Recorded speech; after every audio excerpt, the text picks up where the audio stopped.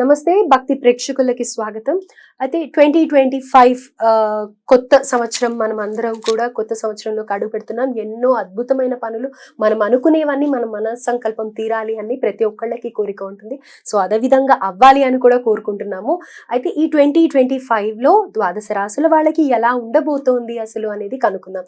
మనది 2025 ఉగాది నుంచి మనం మన రాశులు చెక్ చేసుకుంటూ ఉంటాం. కానీ ఇప్పుడు కొంచెం త్వరగా ఇంగ్లీష్ క్యాలెండర్ ప్రకారం కూడా అందరు చూసుకుంటూ ఉన్నారు కాబట్టి అందరికీ తగినట్టుగా ఎలా ఉండబోతుంది అనేది మనతో డిస్కస్ చేయడానికి ప్రస్తుతం మనతో పాటు మన స్టూడియోలో ఆస్ట్రాలజర్ అనుపమ గారు ఉన్నారు. వారితో మాట్లాడి ద్వాదశ రాశుల వివరాలు తెలుసుకుందాం. నమస్కారం. నమస్తే అండి. సో అనుపమ గారు, నెక్స్ట్ రాశి వచ్చేసి సింహరాశి. సింహరాశి వాళ్ళకి ఎలా ఉండబోతుంది 2025 అంతా తెలియజేయండి. సింహరాశి వాళ్ళకి ఫస్ట్ మనకి చూసుకుంటే గనక గురు గోచారము ప్రజెంట్ మే 14వ తారీఖు వరకు కూడా దశమ స్థానంలో సంచారం జరుగుతూ ఉంది. అంటే మనకి ఉద్యోగం, కెరియర్ కి సంబంధించి రాజ్యం అని చెప్తూ ఉంటాం కదా, రాజ్యభావం అన్నమాట. అది కాకుండా శని కూడా వీళ్ళకి సప్తమ స్థాన సంచారం. సో ఇది కొంతకాలంగా ఒక 2.5 years నుంచి వీళ్ళకి శని సప్తమ స్థాన సంచారము, అండ్ రాహు వచ్చేసి అష్టమంలో ఉండడము, కేతు ద్వితీయ స్థానంలో ఉండడం. సో ఈ గ్రహ గోచరము ఆల్మోస్ట్ మనకి మే వరకు కూడా ఉంటుంది. మధ్యలో శని ఒక్కళ్ళు మారుతారు కాబట్టి అష్టమంలోకి శని వెళ్తారు. సో ఇలా చూసుకుంటే ఫస్ట్ 6 months కూడా వీళ్ళకి కొద్దిపాటిగా డిస్టర్బెన్సెస్ 2024లో ఎట్లా ఉండిందో అదే మాదిరిగా కంటిన్యూ అయ్యే ఛాన్సెస్ కనిపిస్తూ ఉన్నాయి అన్నమాట. కెరియర్ లో కొద్దిగా ప్రమోషన్స్ వచ్చేవి కూడా కొద్దిగా ఆగిపోవడము, లేకపోతే అధికారుల నుంచి కొద్దిగా ఒత్తిడి రావడము. ఎందుకంటే ఇక్కడ దశమ స్థానంలో నుంచి షష్ఠ స్థానాన్ని కూడా గురుడు చూస్తారు కాబట్టి ఆ వర్క్ లైఫ్ బ్యాలెన్స్ వల్ల కూడా కొద్దిపాటిగా హెల్త్ కి సంబంధించి ఇబ్బందులు రావడము, స్ట్రెస్ ఎక్కువైపోవడము ఇది కనిపిస్తూ ఉంది. కానీ గురువు ఎప్పుడైతే మనకి మే 14వ తారీఖున లాభస్థానంలోకి సంచారం జరుగుతుందో అప్పుడు వీళ్ళకి గురు బలం పెరుగుతుంది అనమాట. అంటే కొంతకాలంగా సింహరాశి వాళ్ళకి ఏ రకంగా కూడా గురుబలం లేకుండానే ఉంది. మనం చూసుకుంటే 2017, 2018 నుంచి కూడా సింహరాశి వాళ్ళకి పెద్దగా గురుబలం లేనట్టే కనిపిస్తుంది. మధ్యలో గురుడు భాగ్యస్థానంలోకి సంచారం మేషంలోకి ఎంటర్ అయినప్పుడు కూడా గతంలో రాహుతో కలిసి ఉండడం కూడా అక్కడ కూడా వీళ్ళకి కొద్దిపాటిగా పాజిటివ్నెస్ అనేది రాలేదన్నమాట. సో ఇప్పుడు ఏమవుతుందంటే మిథున రాశిలోకి ఎంటర్ అయిన తర్వాత వీళ్ళకి ఇది వరకు ఏవైతే ప్రాబ్లమ్స్ ఉండినాయో అన్ని మెల్లిమెల్లిగా ఒక్కొక్కటి సెట్ అవుతూ వస్తూ ఉంటుంది అనమాట. పెళ్లిళ్ళు అవ్వని వాళ్ళకి పెళ్లి జరిగే సిచ్యువేషన్స్ కనిపిస్తూ ఉన్నాయి. అంటే కొంతకాలంగా ఏజ్ పెరుగుతూ ఉంటుంది ఆడపిల్లలకి, తండ్రులకి అది ఒక పెద్ద ప్రాబ్లం అయిపోతూ ఉంటుంది కదా ఆడపిల్ల ఇంట్లో ఉండేసరికి. సో అలాంటి వాళ్ళకి కూడా ఈ సంవత్సరం గురువు మారిన తర్వాత వీళ్ళకి మంచి ఫేవరబుల్ రిజల్ట్స్ వచ్చే ఛాన్సెస్ అయితే కనిపిస్తున్నాయి. పిల్లలు పుట్టని వాళ్ళకి కూడా గురు బలం వల్ల పిల్లలు పుట్టే ఛాన్సెస్ కూడా కనిపిస్తూ ఉందన్నమాట. సో గురు గోచారం వీళ్ళకి ఏ రకంగా చూసుకున్నా మే 14th తర్వాత నుంచి అన్ని రకాలుగా వీళ్ళకి ఫేవరబుల్ రిజల్ట్స్ వచ్చే ఛాన్సెస్ అయితే మనకి కనిపిస్తూ ఉన్నాయి. సో ఇప్పుడు శని సప్తమంలో సంచారం జరగడము, తర్వాత మే 29వ తారీఖున అష్టమంలోకి సంచారం జరిగినప్పుడు రాహుతో కలిసి అష్టమంలో ఉంటారనమాట. సో శని నుంచి అసలు పాజిటివ్ రిజల్ట్స్ అయితే కనిపించట్లేదు ఏ రకంగా కూడా. ఇది వరకు ఉన్న మ్యారిటల్ లైఫ్ లో ప్రాబ్లమ్స్, అంటే భార్యాభర్తలకి మధ్య ఏదైతే కొద్దిగా సెపరేషన్ ఉండిందో అది ఇంకొంచెము కంటిన్యూ అయ్యే ఛాన్సెస్ అయితే కనిపిస్తుంది. ఎందువల్ల అంటే ఒక స్ట్రక్చర్డ్ ఫ్యామిలీ ఎన్వైరన్మెంట్ కావాలని చెప్పి అనుకున్నప్పుడు శని కొద్ది మనకి లెసన్స్ నేర్పిస్తూ ఉంటారనమాట. సో ఆ రకంగా కొద్దిగా ఇబ్బందులు కనిపించే పరిస్థితి గోచరిస్తుంది. ఎవరైతే పార్ట్నర్షిప్ బిజినెస్ చేస్తూ ఉంటారో అక్కడ కూడా కొద్దిపాటిగా డిస్టర్బెన్సెస్ శని వల్ల కనిపిస్తూ ఉంటుంది. మార్చి తర్వాత కూడా కంటిన్యూ అవుతుంది. కాకపోతే గురుబలం పెరుగుతుంది కాబట్టి ఆ గురుడు మళ్ళీ లాభస్థానం నుంచి సప్తమాన్ని చూస్తాడు కాబట్టి ఆ రకంగా కొద్దిగా రెస్పైట్ ఉంటుంది అనమాట కొంతకాలం వరకు. గురుడు మనకి మిథునంలో ఉన్నంత వరకు కూడా కొద్దిపాటిగా రెస్పైట్ కనిపిస్తూ ఉంటుంది. ఈ 50 రోజులు ఏదైతే మనము శని రాహువుల యుతి జరుగుతుంది మీనరాశిలో అని చెప్పుకున్నామో, సింహరాశి వాళ్ళకి అష్టమ స్థానంలో జరుగుతుంది కాబట్టి ఈ 50 days మాత్రం చాలా కేర్ఫుల్ గా ఉండాలి సింహరాశి వాళ్ళు. మార్చి 29వ తారీఖు నుంచి మే 18వ తారీఖు వరకు కూడా. Okay. ఎప్పుడైతే రాహు మీనంలో నుంచి బయటికి వచ్చేసి కుంభంలోకి ఎంటర్ అయ్యేంత వరకు, శని మీనంలోకి ఎంటర్ అయ్యే టైం నుంచి ఈ విండో కొద్దిగా వీళ్ళు చాలా కేర్ఫుల్ గా ఉండాలి. ఎందుకంటే ఈ టైంలో వీళ్ళపైన ఫాల్స్ అలిగేషన్స్ అయ్యే ఛాన్సెస్ ఉన్నాయి, Okay. తప్పుడు ప్రచారాలు జరిగే ఛాన్సెస్ ఉన్నాయి, వీళ్ళ క్యారెక్టర్ అసాసినేషన్స్ అయ్యే ఛాన్సెస్ ఉన్నాయి. ఇది వరకు ఏదైనా తప్పుడు పనులు చేసుంటే కనుక ఇవన్నీ బయటికి వచ్చి ఒక స్కాండల్స్ లాగా జరిగే పరిస్థితులు గోచరిస్తున్నాయి. డ్రైవింగ్ చేసేటప్పుడు కూడా సింహరాశి వాళ్ళు చాలా కేర్ఫుల్ గా ఉండాలి ఈ 50 రోజులు కూడా. ఎందువల్ల అంటే సడన్ గా ఏదైనా యాక్సిడెంట్స్ జరిగే ఛాన్సెస్ ఉన్నాయి.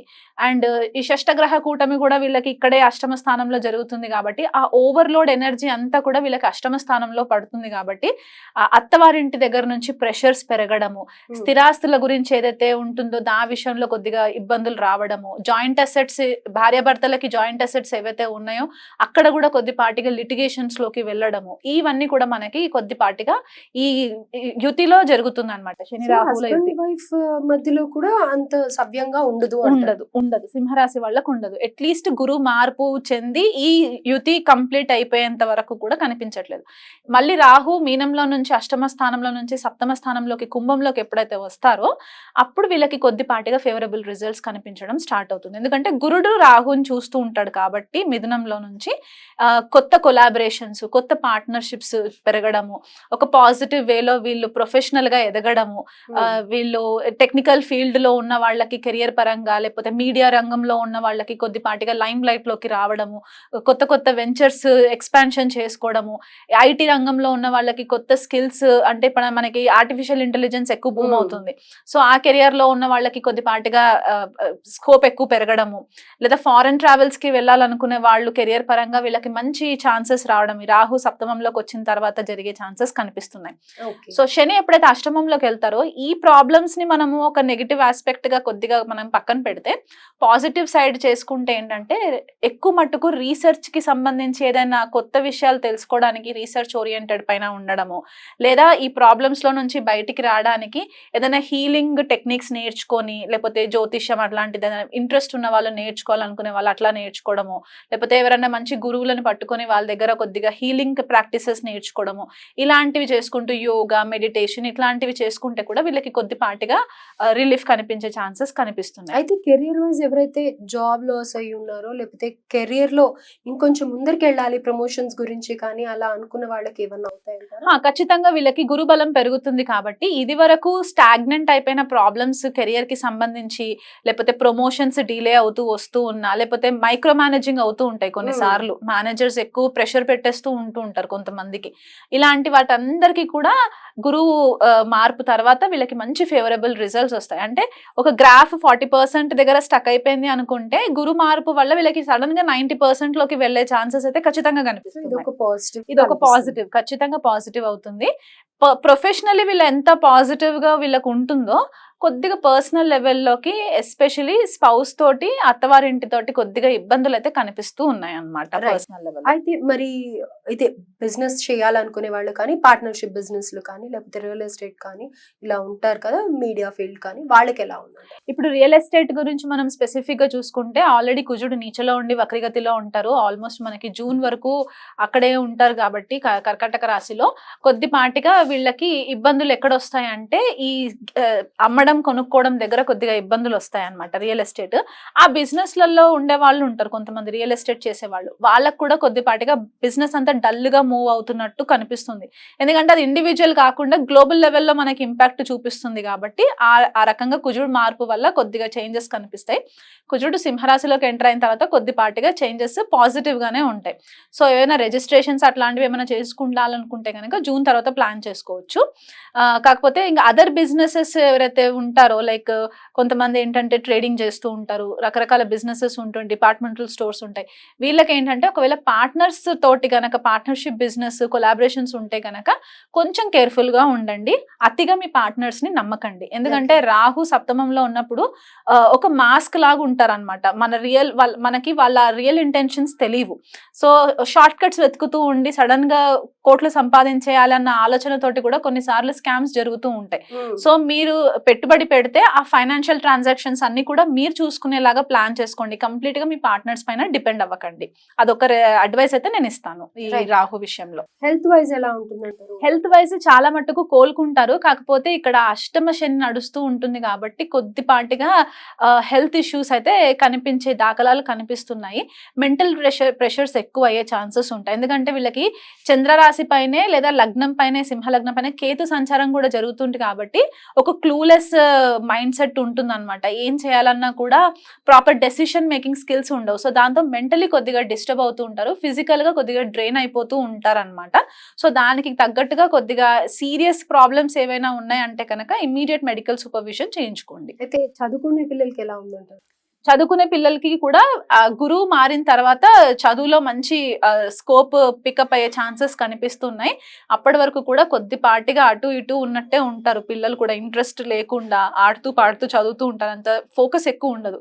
కానీ గురువు మార్పు వచ్చిన తర్వాత ఆటోమేటిక్ పిల్లల్లో కూడా ఒక మంచి కొత్త ఉత్సాహం అనేది వచ్చి వాళ్ళు స్టడీస్ లో మంచి రాణించడం జరుగుతుంది. మనం అకాడమిక్ ఇయర్స్ మనం చూసుకున్నా కూడా మార్చ్ టు మేలోనే మనకి స్కూల్స్ రీఓపెనింగ్స్ కూడా ఉంటాయి So, కాబట్టి ఈ ఒక్క అకాడమిక్ ఇయర్ కొంచెం వాళ్ళని అటు ఇటుగా ఉన్నా కానీ జూన్ నుంచి ఓవరాల్ గా చిన్న పిల్లలకి కానీ పెద్దవాళ్ళకి Yes. కానీ అందరికి బాగుంటుంది. బాగుంటుంది అందరికి. అయితే ఇప్పుడు బాలేదు అన్నది ఎక్కువగా ఈ రాశికి వింటున్నాం మనం స్టార్ట్ చేసినప్పటి నుంచి. సో వీళ్ళు ఏ రెమెడీస్ ఫాలో అవ్వాలి? వీళ్ళు ఖచ్చితంగా అష్టమ శని ప్రభావంలో ఉన్నారు కాబట్టి శివ ఆరాధన చేసుకోవడము, ప్రతి సోమవారం ప్రతి శనివారం దగ్గరలో ఉన్న శివాలయంకి వెళ్ళి ప్రదోషకాలం టైంలో శివుడికి అభిషేకాలు చేసుకోవడము, శనికి కూడా జపాలు చేయించుకోవడము, శని త్రయోదశి రోజు స్పెషల్ గా పూజలు చేయించుకోవడము, 19 ప్రదక్షిణాలు ప్రతి శనివారము శనేశ్వర ఆలయంలో శనికి ప్రదక్షిణాలు తిరగడము, నువ్వుల నూనెతోటి దీపాలు పెట్టడము, ఇది రెగ్యులర్ గా చేసుకోవాలి.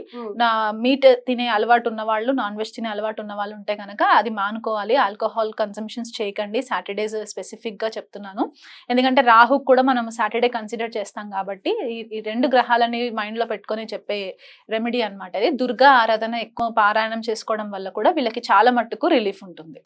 థ్యాంక్ యూ అండి.